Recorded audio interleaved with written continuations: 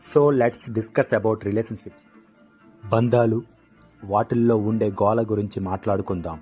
ఒకవైపు సాక్రటీస్ లాంటి ఫిలాసఫర్లు లోతుగా ఏం విశ్లేషించారంటే, భార్యాభర్తల మధ్య గొడవలు అందరూ దాచేస్తారు, కానీ మనం నిజం మాట్లాడుకుందాం.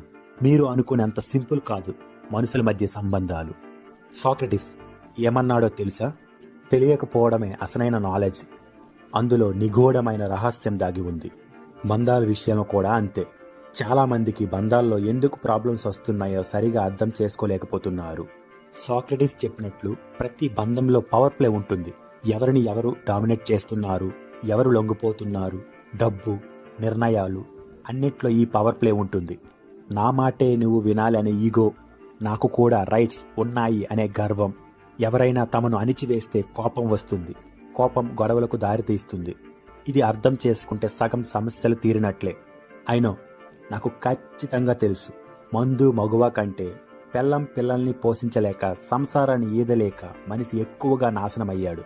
మరీ ముఖ్యంగా ఈ బంధాలనే ఉన్నాయి చూశారు, అది మనిషిని పీక్కు తింటుంది. మీరు ఎప్పుడైనా గమనించారా? భార్యాభర్తల మధ్య గొడవ కామన్ అంటారు. ఇది ఎంత నీచమైన మాట అంటే, మనం మనుషులతో బ్రతకడం మానేసి గొడవలతో బ్రతకడం అడ్జస్ట్ అయిపోయాం.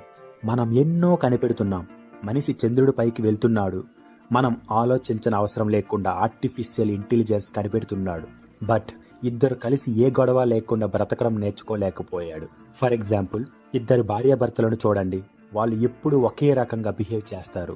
తన్నుకుంటారు, గొడవ పడతారు, చివరికి కలుస్తారు. తన్నుకుంటారు, గొడవ పడతారు, చివరికి కలుస్తారు. అదేంటి అని అడిగితే, పిల్లల కోసం కలిసి ఉంటున్నామని ఫోజు కొడతారు. బట్ అదే పిల్లల కోసం గొడవ పడకుండా మాత్రం ఉండలేరు.